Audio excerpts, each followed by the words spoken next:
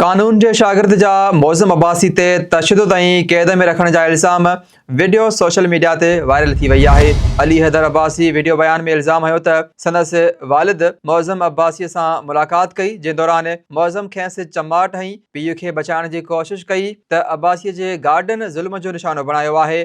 शागिर्द इहो बि इल्ज़ाम हयो त मौज़म अब्बासी जे पुट खेसि खंबे कमरे में बंदि करे ज़ुल्म जो निशानो बणायो आहे। शागिर्द वधीक कहिड़ा इल्ज़ाम हया, अचो त पहिरियां वीडियो ॾिसी वठूं था। हर ईद ते कब्रिस्तान वेंदा आहियूं, सम्झव।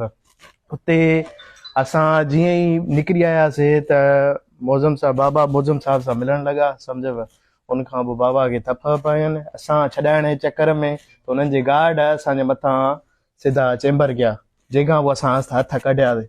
उनखां पोइ असांखे कुटियनि, जंहिंखां पोइ मां वीडियो ठाहिण जी कोशिशि कई, ठीकु आहे।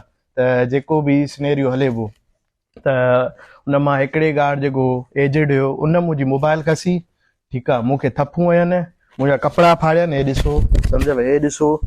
उनखां पोइ उनजो जेको मौज़म साहब जो फर्ज़ंद आहे वलीद साहब, ठीकु आहे, उन मूंखे धिका ऐं छिके करे हितां खां छिकींदो हितां खां छिकींदो कोठड़ीअ में वठी हलियो। नंढिड़ो कमिरो ठहियल हो, सम्झो त कब्रिस्तान में ई, उते वठी मूंखे लतूं मुकूं जेको शइ आयसि उहा हणी, सम्झव।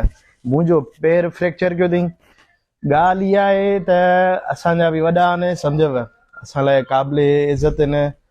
हाणे उन्हनि जे कंहिं पुट ते को आङुर बि खणंदो त उन्हनि खे ॾुख ज़रूरु थींदो, सम्झव। मां शागिर्द आहियां, मूंसां अहिड़ो हाल कयो अथनि।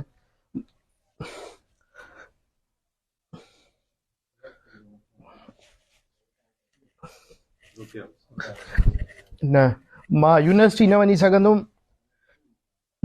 न कुझु करे सघंदुमि।